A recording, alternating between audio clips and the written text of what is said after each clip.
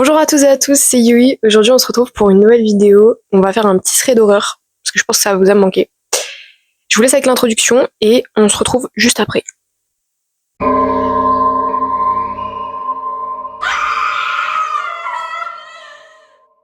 On va continuer les threads d'horreur sur ce manga, du coup. Bon, là, j'ai enlevé la couverture, mais la couverture, elle est plutôt comme ça, comme vous avez pu le voir sur la petite miniature. Donc, du coup, on va passer à l'histoire numéro 1. J'hésite d'ailleurs à vous faire 4 histoires aujourd'hui. On verra bien selon le temps que ça me prend. Je vous laisse avec l'introduction et on passe à la première histoire. Pour cette première histoire, on va parler de l'histoire d'un homme. Il vit dans sa maison, enfin de son appartement, depuis à peu près 5 ans. Sauf que depuis une semaine, il passe l'aspirateur vraiment non-stop et il y a plein de poussière. Et en fait, il trouve ça un peu bizarre parce qu'il y a énormément de poussière, c'est vraiment pas normal la tonne de poussière qu'il y a. Surtout que il passe l'aspirateur vraiment toutes les heures quasiment. Du coup, il trouve ça vraiment étrange. Il commence à se demander d'où ça peut venir, etc. Est-ce que ce serait pas les voisins qui font des travaux? Seulement, non, les voisins ne font pas de travaux, donc ça peut pas venir d'ici. Et il comprend vraiment pas du tout ce qui se passe. Sauf que, il va commencer à réfléchir un petit peu, tout en passant son petit coup d'aspirateur comme d'habitude. Et il va se dire que il y a eu un truc étrange la semaine dernière. Il y a eu un homme, un vieux, clairement, qui est venu le voir pour lui dire que c'était un nouveau voisin, etc. Et que si jamais il dérangeait, fallait lui prévenir tout simplement et que il était désolé. Jusque-là, rien de bizarre. Seulement, l'homme, il sentait un peu mauvais. Du coup, notre ami, il va penser que ça vient sûrement de son appartement qui est pas très propre, même si on est d'accord que c'est bizarre. Ensuite, du coup, ce qui va se passer, c'est que à force de passer l'aspirateur et tout ça, il va avoir un peu soif. Donc du coup, il va aller se prendre un verre d'eau via l'eau du robinet. Mais dans son verre, il y aura plein de particules de poussière. Même ça, ça vient juste carrément dans l'évier et tout ça. Donc pour lui, c'est vraiment horrible comme situation. Je peux le comprendre. Et ensuite, du coup, le soir, il va se dire bon voilà, la journée est terminée, je vais me brosser les dents et je vais me coucher. Il repense un peu à ce qui s'est passé, tout ça. Mais bon, voilà. Il sait pas encore vraiment si c'est cet homme qui ramène autant de poussière chez lui ou s'il y a autre chose de bizarre. Et là, il va prendre sa brosse à dents et même sur sa brosse à dents, il y a plein de poussière. Il y a plein de particules de poussière, en fait, tout simplement, sur sa brosse à dents. Donc forcément, il va trouver ça dégueulasse et il va pas du tout pouvoir se brosser les dents. Il va donc aller se coucher. Seulement, pendant qu'il dort, il va sentir un truc qui le gêne. Déjà, il a du mal à respirer parce que faut savoir que la saleté, au bout d'un moment, ça provoque ce genre de choses. Donc, il commence à avoir des difficultés pour respirer et il va se réveiller en pleine nuit. Et pendant qu'il se réveille, il va remarquer qu'autour de lui, il y a plein de poussière. On voit même plus le sol, ça vient carrément sur lui comme si c'était une couverture. C'est horrible. Du coup, il va se lever un petit peu paniqué parce qu'il comprend pas vraiment ce qui se passe et il va repenser à cet homme. Et cet homme, il lui a dit un truc. Il lui a dit, parce que en fait, lui, il lui a répondu à son truc en mode si je vous dérange, nanani nana. Et il va dire, moi aussi, en fait, je suis seule, donc c'est cool, on va pouvoir s'entraider. Ce à quoi la vieille personne répondra que tant mieux, parce qu'il avait peur qu'il finirait seul sa vie. Et là, du coup, il va repenser à ça. Et il va regarder un peu le plafond. Et il va se dire, mais attends, le plafond, il y a un visage sur le plafond, avec la poussière. Et là, tout simplement, il va se mettre à hurler.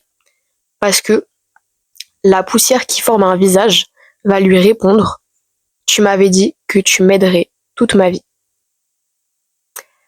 Voilà comment ça se finit. Donc en gros, comme vous avez pu le comprendre, le vieil homme s'est transformé en cette espèce de poussière. Et en fait, il va faire une recherche, notre personnage principal va faire une recherche sur les réseaux sociaux et il va constater qu'en fait, la poussière, ça peut être causé aussi par des particules de peau morte. Donc en gros, en fait, si vous voulez, le vieil homme, il a clairement pourri, en fait. Et du coup, il s'est transformé en poussière. Voilà, voilà. Je pense qu'après cette histoire, il y en a beaucoup d'entre vous qui vont beaucoup passer l'aspirateur et qui vont commencer à se chier dessus. Mais c'est tout ce qu'on aime. C'est tout ce qu'on aime. Bon, en tout cas, les amis, on va passer à la deuxième histoire. Pour cette deuxième histoire, on va passer à l'histoire d'un petit garçon d'environ 7 ans qui, en fait, depuis qu'il est tout petit, voit des espèces de créatures. Donc, en gros, au début, il pensait que c'était un peu normal, entre guillemets, et que tout le monde le voyait. Sauf que du coup, un jour, il va tomber nez à nez avec une créature et il va dire oh, regarde, maman, la créature. Sauf que sa mère va lui répondre de quelle créature tu parles? C'est à ce moment-là, du coup, qu'il a compris, en fait, que personne d'autre ne le voyait à part lui. C'est donc à partir de ce moment-là qu'il va prendre conscience qu'en fait, bah, du coup, depuis le début, en fait, personne ne voit les créatures. Et bah, il va continuer à vivre sa vie normalement, sauf qu'il a l'impression que, en fait, au plus il a peur, au plus les créatures prennent de l'ampleur au niveau de lui et au plus les créatures grandissent. Et il a pas tort. Un jour, il va aller chez sa mamie et sa mamie va faire une réflexion qui va un peu le déstabiliser. Elle va dire waouh, vous en avez ramené plein avec vous. À partir de ce moment-là, il va trouver ça un peu bizarre et du coup, il va questionner sa mamie. Et en fait, il va apprendre que sa grand-mère, elle aussi, peut voir ces espèces de créatures. Donc du coup, elle commence à lui expliquer que tout simplement, c'est des créatures auxquelles il ne faut pas du tout prêter attention, qu'elles sont là un peu dans le quotidien, et qu'en fait, tout simplement, au plus on va lui accorder d'attention, au plus elles vont grandir. Et elle lui dit également qu'il faut faire attention à ne pas du tout interagir avec, parce que sinon, les créatures vont les emporter avec eux. Du coup, le petit garçon, au début, il pense que c'est juste des fantômes, donc du coup, il va demander à sa mamie, mais c'est des fantômes, du coup? Elle va lui répondre non, puisque un fantôme, faut que ça ait été humain à un moment donné ou à un autre. Or là, c'est pas le cas des créatures. Les créatures n'ont jamais été vraiment humaines. Donc du coup, à partir de ce moment-là, sa mamie, elle va lui dire clairement que faut qu'il ignore les créatures au lieu de leur prêter attention et faire comme si elles n'étaient pas là. Le petit garçon va donc tout simplement fermer les yeux et il va s'imaginer, enfin, il va faire comme si en fait les créatures n'étaient pas là et comme s'il les remarquait pas. Et quand il va rouvrir les yeux, les créatures ont toutes disparu. Donc franchement, plutôt cool pour le petit garçon. Donc du coup, ce qui va se passer, c'est que bah ensuite il va prendre le goûter avec sa mamie et tout, et sa mamie elle va lui répondre que bah si jamais à un moment donné il a besoin d'aide, il peut aller voir sa grand-mère, il n'y a aucun souci, elle sera là pour l'aider. Sauf que bah un jour sa grand-mère va décéder. On ne sait pas pourquoi, c'est arrivé subitement comme ça, son décès. Et en fait, du coup, le petit garçon, il pense tout simplement que sa mamie a interagi avec une des créatures, puisque pour lui, bah, vu qu'il est au courant de ça, il s'est dit bon bah peut-être que c'est ça, vu que la mort elle est un peu inexpliquée. Et le problème, c'est que bah lui, il est en train de prier pour sa mamie, parce que comme vous le savez, au Japon, je sais pas, enfin peut-être que vous le savez pas, mais du coup, au Japon, en fait, quand il y a une mort, il y a un espèce d'autel. Et du coup, souvent, bah, tu vas là-bas pour faire une prière pour la personne décédée. Du coup, lui, c'est ce qu'il est en train de faire à l'heure actuelle. Et il va voir une de ces créatures. Sauf que cette créature, elle est spéciale. Elle a exactement le même visage et la même forme de corps que sa mamie. Mamie décédée, je vous le rappelle quand même. Donc du coup, suite à ça, il va commencer à courir un peu dans toutes les pièces de l'appartement. Et la créature, elle commence à arracher son visage en deux, etc. Enfin, c'est vraiment horrible comme vision pour le petit garçon. Et il va faire l'erreur de sa vie. Il va attraper le bras de la créature et il va lui dire arrête de jouer avec le corps de ma mamie. Et là, il y a toutes les créatures qui regardent le petit garçon. Et le petit garçon qui vient de comprendre qu'il a interagi avec les créatures. Et je vous laisse sur ce suspense. Incroyable, j'aime trop. Je sais pas si vous aussi vous aimez bien, mais j'aime trop quand il y a du suspense et qu'il n'y a pas vraiment de fin, parce que du coup t'es là, tu peux imaginer la fin et tout, c'est vraiment incroyable comme situation. Et du coup ça te donne en plus envie de continuer de lire, alors qu'en fait bah tu sais très bien qu'il y a rien derrière quoi. En tout cas les gars, j'espère que vous avez kiffé, moi j'ai bien aimé cette petite histoire, et puis on va pouvoir passer à la troisième histoire. Bon, pour cette troisième histoire, on va passer à l'histoire de Momoko. Momoko, c'est une fille qui a à peu près 18 ans. Et du coup, quand elle rentre de la fac, enfin, ouais, de la fac, je crois, bah, en fait, quand elle rentre des cours, tout simplement, on va dire, bah, en gros, elle passe devant un chantier qui est très peu fréquenté.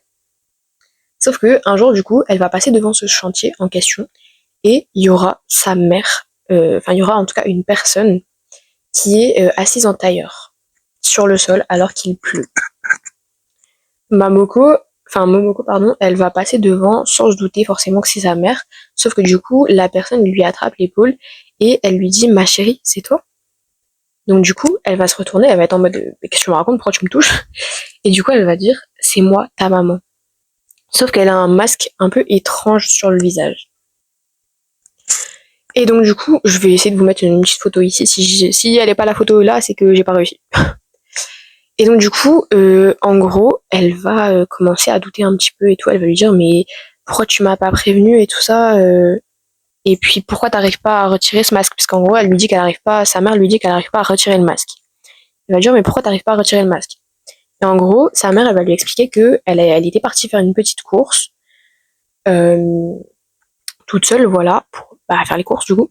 Et en fait, elle a rencontré une bande de gamins qui ont insisté pour que sa mère mette un masque. Sauf que du coup, sa maman, elle avait pas le cœur de refuser au petit garçon. Donc du coup, elle a accepté. Sauf que ces petits garçons en question sont très méchants et ils avaient mis de la colle forte sur le masque, sur l'intérieur du masque. Du coup, quand elle a mis le masque, depuis, elle n'arrive plus à le retirer parce qu'il est collé à son visage. Et elle lui raconte également qu'elle n'a pas pu rentrer chez elle parce qu'elle avait pas ses lunettes, elle a perdu ses lunettes. Donc du coup, et les trous sont tellement petits que du coup, elle voyait absolument rien. Du coup, Momoko, elle va lui dire mais pourquoi t'as pas appelé avec ton portable, etc. Je t'aurais répondu, je serais venue t'aider. Ce à quoi sa mère va répondre vu que c'était une petite course, j'ai laissé mon portable à la maison. Donc du coup, elle demande à sa fille de l'aider à rentrer chez elle. Donc du coup, sa fille au début, elle dit ok et tout, elle la prend sous le parapluie avec elle et elle commence à faire la route jusqu'à la maison. Sauf que en, en marchant quoi, elle se rend compte qu'il y a vraiment des détails bizarres sur sa mère et que sa mère est vraiment étrange. Et elle va commencer à douter de sa mère. Elle va dire mais pourquoi t'as pas, enfin, il y aurait eu plusieurs autres solutions et tout, puis je doute vraiment. Elle lui a dit maintenant enlève ton masque. Sauf que la mère a répondu mais je ne peux pas enlever mon masque. Tu doutes vraiment de ta propre mère? Et du coup, bah Momoko, elle va être là en mode bah ouais mais moi j'ai besoin que tu retires ton masque en fait parce que je te fais pas confiance, j'ai l'impression que t'es quelqu'un de bizarre. La mère de Momoko va tout simplement rigoler et va trouver ça absurde. Seulement du coup ça renforce encore plus les soupçons de sa fille et à un moment donné du coup elle commence un peu à se disputer et tout. Sa mère elle lui dit mais franchement tu crois même pas ta propre mère, enfin voilà quoi. Elle se dispute et sa mère pose la main sur l'épaule de Momoko. Momoko la repousse, sauf que elle la repousse un peu trop violemment et du coup sa mère va perdre l'équilibre et tomber. Elle va se fissurer le crâne au sol puisque du coup elle est tombée d'une falaise assez haute et elle va du coup s'exploser le crâne sur le sol. Et du coup, Momoko, un peu paniquée, elle va se dire bon de toute façon c'était pas ma vraie mère donc je vais appeler sur le portable de ma mère. Elle appelle et il y a quelqu'un qui décroche. Seulement, la seule personne qu'elle entend au bout du fil, c'est son père qui dit je décroche à la place de ta mère parce que elle a pas pris son téléphone, elle a été faire une petite course, mais depuis j'ai plus de nouvelles. Est-ce que tu sais où elle est? Donc Momoko comprend immédiatement que la personne qu'elle vient de jeter d'une falaise, enfin qu'elle vient de faire tomber d'une falaise, était bel et bien sa mère. Bon, histoire très triste pour cette petite famille et paix à son âme. Hein. En tout cas, j'espère que ça vous a plu. Moi, j'ai adoré et je vais peut-être vous en faire une petite dernière. Allez, parce que c'est vous, hein. Je vous en fais une petite dernière. Pour le dernier, on va parler de l'histoire d'un papa et de sa fille. Âme sensible, s'abstenir. En gros, du coup, il y a une petite fille avant avec son papa qui sont allés dans un parc d'attractions. Et vous voyez le manège où genre vous avez tous les trucs où vous pouvez monter dessus et ça tourne. Genre il y a des carrosses, il y a des chevaux, il y a tous des trucs comme ça.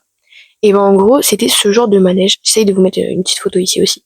En gros, c'était ce genre de manège, sauf que le cheval sur lequel était assise la petite Canaë, euh, il a lâché et du coup, elle est morte sur ce manège. Seulement, le truc, c'est que du coup, face à la mort de sa petite fille, son père est devenu alcoolique et il n'arrivait pas à retourner voir ce manège pour y déposer des fleurs. Mais un jour, il a réussi quand même à aller au-delà pour rendre hommage à sa fille et il est parti au niveau de ce parc d'attractions. Et devant le manège, qui est maintenant du coup hors service, il y a déposé un bouquet de fleurs. Et en fait, le truc, c'est que il est monté sur ce manège hors service. Il est monté dessus et il est allé voir au niveau de là où sa fille s'était installée, donc sur un cheval en fait. Et on voit même les traces de la colle et tout ça du cheval qui s'est écroulé. Et du coup, il commence à repenser un peu aux souvenirs. Sauf que la musique du manège se déclenche. Et le père, bah, il trouve ça un peu bizarre parce que le manège, comme je vous l'ai dit, il est hors service, donc c'est pas censé fonctionner quoi. Même la musique n'est pas censée être là. Surtout qu'il y a personne dans le parc à part lui. Sauf que là, du coup, le manège va se mettre à tourner. Et au début, il tourne normalement, comme un manège normal, sauf qu'après, il commence à tourner de plus en plus vite. Et le père peut même apercevoir la silhouette de Canaë sur le cheval où elle était avant sa mort. Le manège va hyper vite et comme si le cheval en question était un peu possédé. Le cheval en fait il va commencer à avoir un visage très étrange et le visage va se tourner vers le père et va le regarder pendant qu'il tourne. Chose très malaisante pour le père et très angoissante.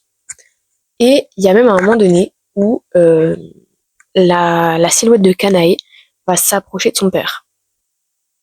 Et au même moment, il y a un agent de sécurité qui va arriver et qui va dire au père qu'est-ce que vous faites là, le manège est hors service, je pense que vous le savez, donc vous avez rien à faire ici.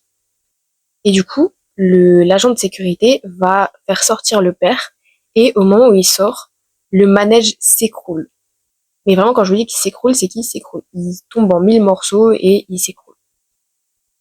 Du coup, suite à ça, le père il est un peu choqué et il va tout simplement penser que c'est sa fille qui a essayé de lui sauver la vie en allant vers lui et tout ça pour essayer de le faire fuir du manège. Bon écoutez les gars, c'est déjà la fin de cette histoire, elle était très courte. Je sais pas ce que vous en pensez vous, je sais pas quelles sont vos théories, ça m'intéresse de savoir donc n'hésitez pas à me le dire dans les commentaires. Moi en tout cas, je pense effectivement que sa fille elle voulait le sauver. Voilà, tout simplement. Moi c'est ma vision, après vous je sais pas si vous avez autre chose dans la tête. N'hésitez pas à me le dire. En tout cas, les gars, bah ça m'a fait très plaisir de refaire un petit thread d'horreur, surtout qu'en plus là du coup je suis chez ma maman dans le sud. Et puis c'était un de mes objectifs du vlog que vous allez voir très bientôt, la semaine prochaine. Moi, je vous fais des gros bisous. Je vous laisse aller me suivre sur les autres réseaux qui vont apparaître juste après pour me donner de la force et même pour savoir un peu mon actualité. Si ça vous a plu, n'hésitez pas à vous abonner et à lâcher un petit like, ça me ferait plaisir. Et moi, je vous fais des gros bisous. D'ailleurs, avant de vous quitter, j'avais une petite question. En gros, avant, j'écrivais des histoires d'horreur et tout ça, et du coup, j'ai encore des restes. Et je me demandais, dites-moi dans les commentaires, est-ce que ça vous intéresse que pour mes prochains threads d'horreur, je fasse mes propres histoires ou pas? Si ça vous intéresse, vous me le dites, je vous ferai ça. Et puis, sinon, bah, si ça vous intéresse pas, n'hésitez pas à me le dire quand même pour que je sois au courant. Et voilà. Gros bisous!